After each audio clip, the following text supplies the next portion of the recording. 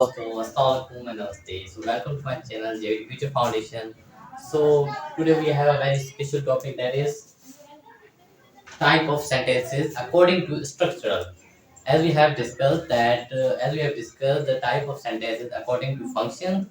Now we will discuss the type of sentences that will be dependent on structure base. Okay, so there are four types of sentences according to their structure. Number one is simple sentence. तो हमने क्या देखा कि हमने पहली video में जो देखे थे सेंटेंसेस, चार टाइप थे देखे थे: declarative, imperative, interrogative and exclamatory sentence देखे थे, जो कि उनके फंक्शन और लॉजिक और कंडीशन बेस्ड थे।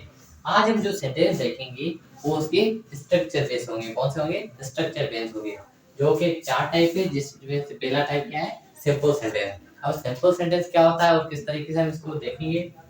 A simple sentence has just one dependent clause. क्या होता है simple sentence?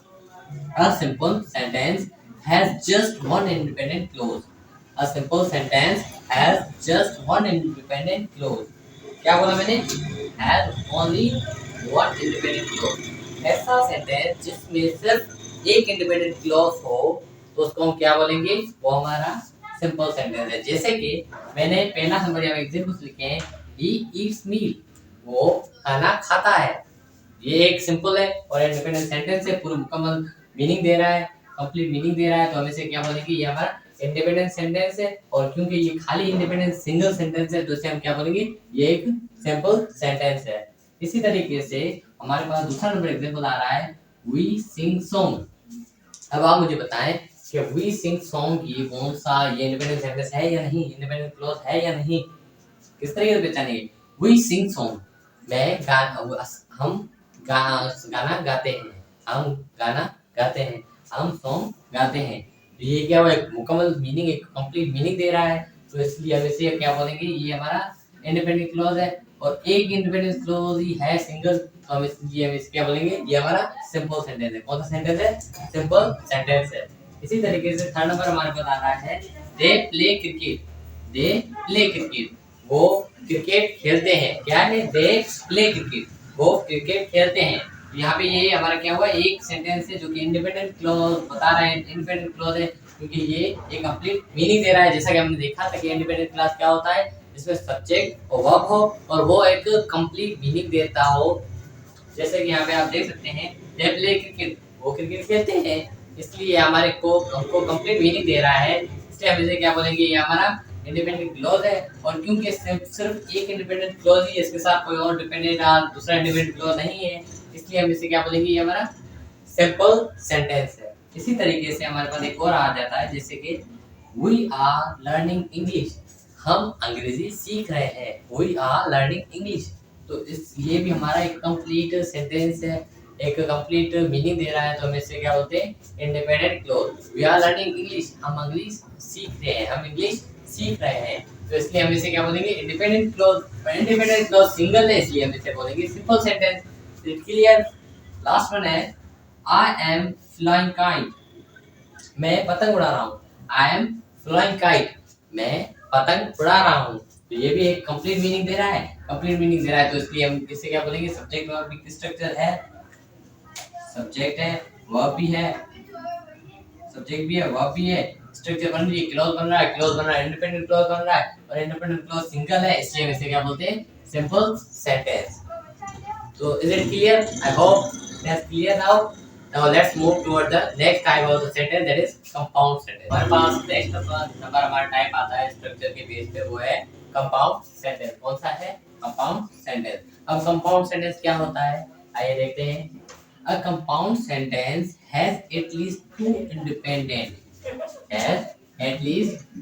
independent clauses joined together by a comma and a coordinating conjunction। अब मैंने यहाँ पे क्या लिखा है कि कंपाउंड सेंटेंस हम उसको बोलते हैं जिसमें कम से कम दो इंडिपेंडेंट क्लॉज हो और वो आपस में ज्वाइन हो bye comma and coordinating conjunction. किसकी मदद से वो अपने आप आपस में कनेक्ट हो, आपस में ज्वाइन किसकी मदद से हो? कॉमा की मदद से और कोऑर्डिनेटिंग कंजंक्शन की मदद से। मैंने क्या लिखा है? a compound sentence has at least two independent clauses.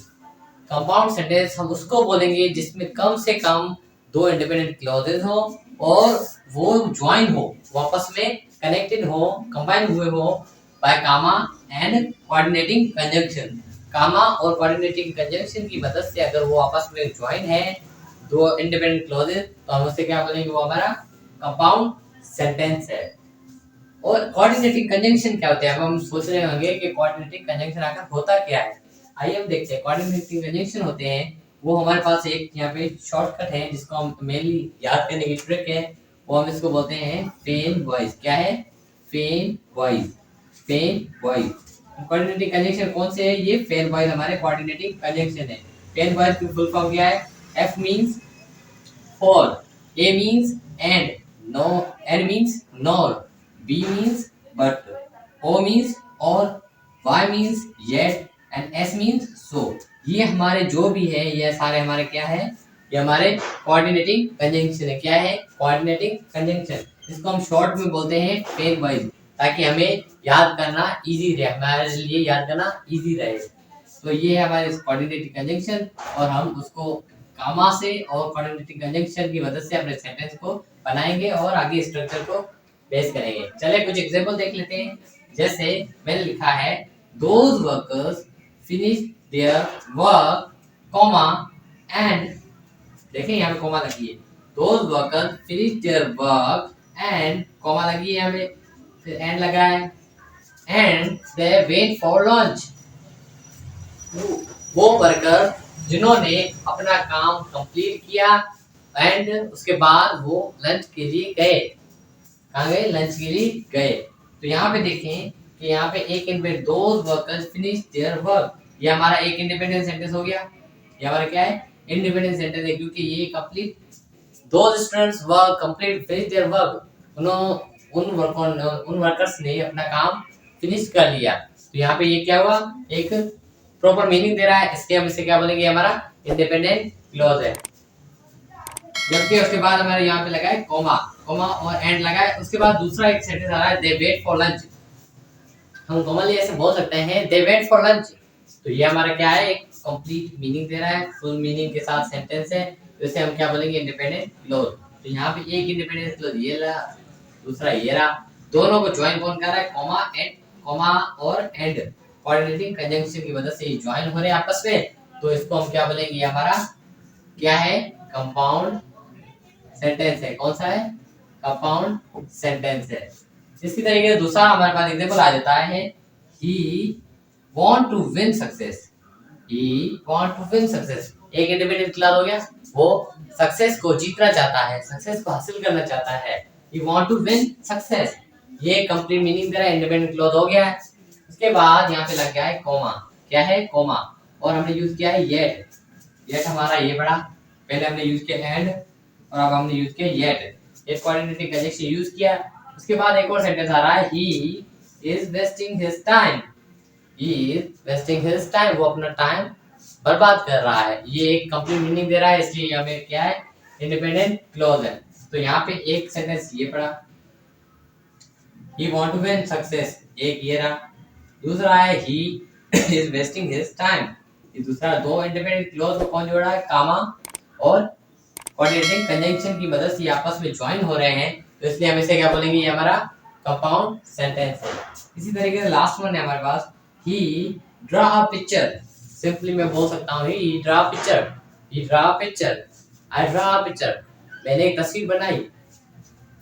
And comma, comma and ये हमारा एक इंडिपेंडेंट क्लॉज हो गया। And he show it towards audience, he show it towards audience उसने उसे तस्वीर को अपने ऑडियंस की तरफ दिखाया, ऑडियंस को दिखाया। तो यहाँ पे दूसरा हमारा इंडिपेंडेंट क्या हो गया? क्लॉज हो गया। दो इंडिपेंडेंट क्लॉज को कॉमा और एंड की मदद से आपस में कनेक्ट किया जा रहा है, तो इस सेंटेंस को हम क्या बोलेंगे? हमारा कंपाउंड सेंटेंस है। क्या है? हमारा कंपाउंड सेंटेंस है। I hope it has clear now. Now let's move toward the next sentence, that is complex sentence. पता है वो है हमारा कॉम्प्लेक्स सेंटेंस। क्या है? Complex sentence. और कॉम्प्लेक्स सेंटेंस क्या होता है? कॉम्प्लेक्स सेंटेंस क्या होता है? आइए समझते हैं। A complex sentence has an independent clause and at least one dependent clause. यहाँ पे क्या लिखा हुआ है कि हम कॉम्प्लेक्स सेंटेंस उस सेंटेंस को बोलेंगे जिसमें एक इंडिपेंडेंट क्लोज हो और कम से कम एक डिपेंडेंट क्लोज होना चाहिए। ज्यादा भी डिपेंडेंट क्लोज हो सकते हैं बट कम से कम एक डिपेंडेंट क्लोज होना चाहिए। ऐसा सेंटेंस जिसमें एक इंडिपेंडेंट क्लोज हो और कम से कम एक इंडिपेंडेंट क्लोज हो तो उसे हम क्या बोलेंगे, हमारा वो कॉम्प्लेक्स सेंटेंस है। इसको और भी डिफाइन करेंगे कि dependent clause begins with subordinating conjunction.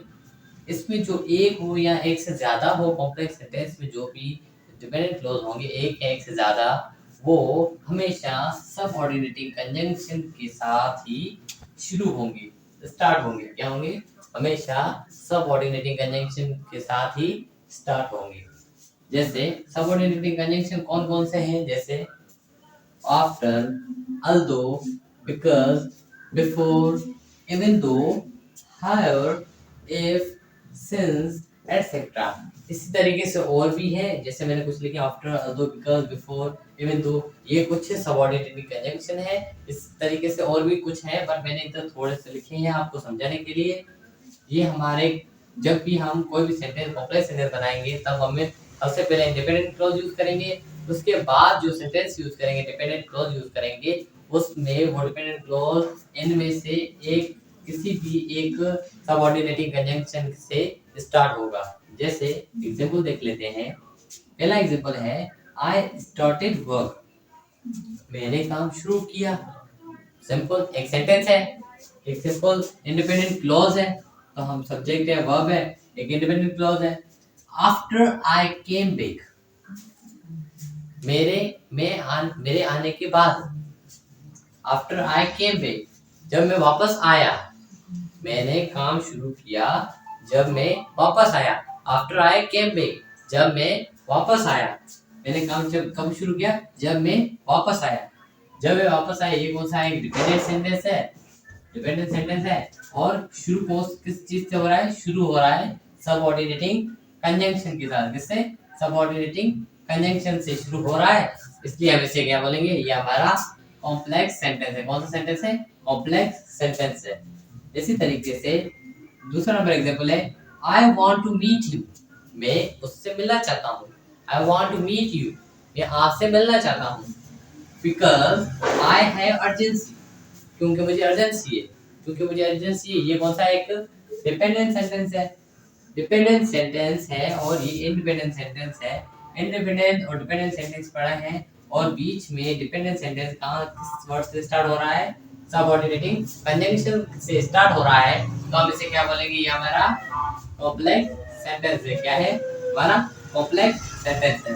इसी तरीके से एक और हमारे पास और जाता है एग्जांपल, जैसे कि he washed the car, he washed the car, वो कार साफ करता है।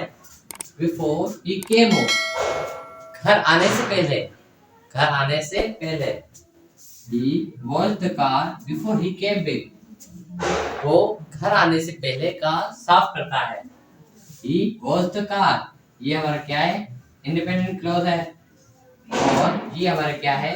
सबऑर्डिनेटिंग कंजंक्शन है। और सबऑर्डिनेटिंग कंजंक्शन के साथ एक ये सेंटेंस जो डिपेंडेंट क्लॉज हो रहा है स्टार्ट, तो इसे हम क्या बोलेंगे? इसे हम क्या बोलेंगे? ये हमारा कॉम्प्लेक्स सेंटेंस है। क्या है? कॉम्प्लेक्स सेंटेंस है। I hope it is clear now.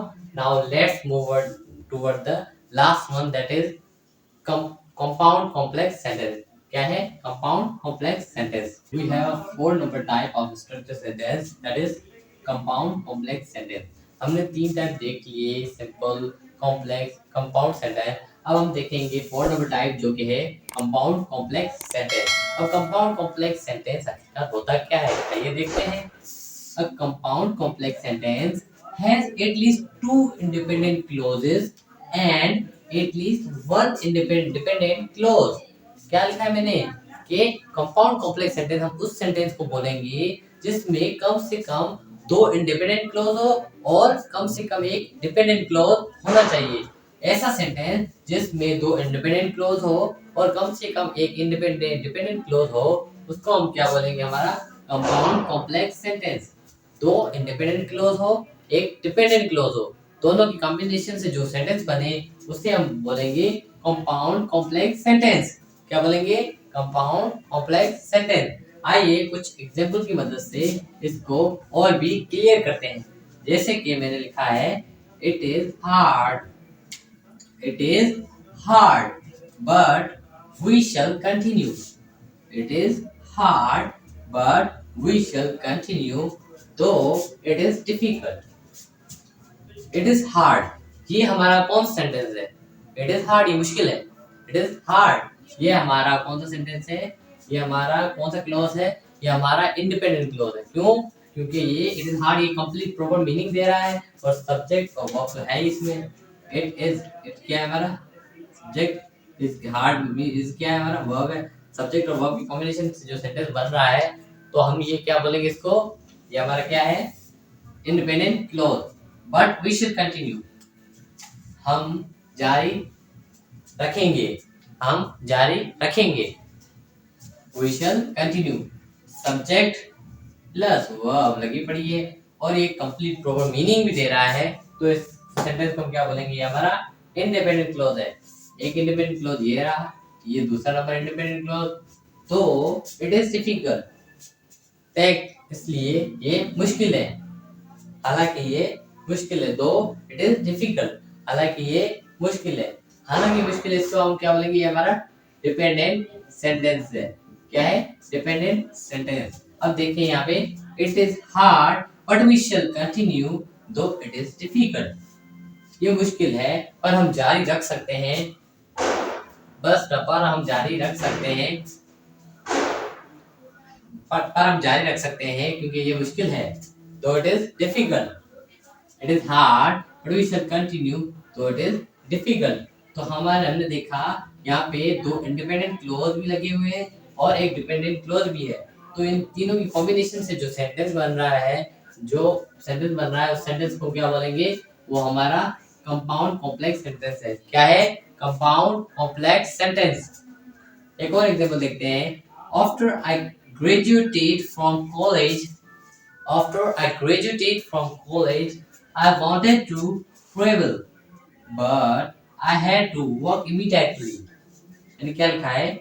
After I graduated from college, मेरे graduated होने के बाद कॉलेज से I wanted to travel. I wanted to travel. मैं सफर करना चाहता था। I wanted to travel. ये कौन सा सेंटेंस है? ये कौन सा क्लॉज है? ये इंडिपेंडेंट क्लॉज है। कौन सा क्लॉज है? इंडिपेंडेंट क्लॉज है। क्यों? क्योंकि हम सब्जेक्ट और वर्ब तो है और एक प्रॉपर मीनिंग भी दे रहा है, इसलिए हम इसे क्या बोलेंगे? ये हमारा इंडिपेंडेंट क्लॉज है। और ये फर्स्ट वन कौन सा क्लॉज है? After I graduated from college, मेरे कॉलेज से ग्रेजुएटेड होने के बाद। ये हमारा कौन सा सेंटेंस है? कौन सा क्लॉज है? Dependent clause. कौन सा क्लॉज है? Dependent clause. एक डिपेंडेंट क्लॉज मिल गया, एक इंडिपेंडेंट क्लॉज मिल गया। But I had to work immediately, पर मुझे इमीडिएटली काम करना है, करना था। I had to work immediately, but मुझे वो काम इमीडिएटली करना था। I had to work immediately. ये हमारा दूसरा सिंपल सेंटेंस है। ये कौन सा सेंटेंस है हमारा? कौन सा क्लॉज है? ये हमारा इंडिपेंडेंट क्लॉज है। क्यों? क्योंकि ये हमें एक प्रॉपर मीनिंग भी दे रहा है, कंप्लीट सेंस भी दे रहा है। तो जैसा कि हम देखा, यहाँ पे एक डिपेंडेंट क्लॉज मिल गया, एक इंडिपेंडेंट क्लॉज ये रहा, एक इंडिपेंडेंट क्लॉज ये रहा, दो इंडिपेंडेंट क्लॉज और एक डिपेंडेंट क्लॉज की कॉम्बिनेशन जिससे जो सेंटेंस बन रहा है, उस सेंटेंस को हम क्या बोलेंगे? हमारा कंपाउंड कॉम्प्लेक्स सेंटेंस है। क्या है? कंपाउंड कॉम्प्लेक्स सेंटेंस है। So today we have covered 4 types of sentences according to their structure. According to their structure, that was all those. Number one is कौन से थे? Number one is simple sentence. Number two is compound sentence. Number three is complex sentence. Number four was compound complex sentence. So आज हमने 4 type of sentences देखे according to their structure. Number one simple sentence, number two compound sentence, number three complex sentence, number four compound complex sentence. So I hope you have enjoyed today's lecture, and I hope you understand what I am going to teach you here. So thank you so much for your time. Stay blessed.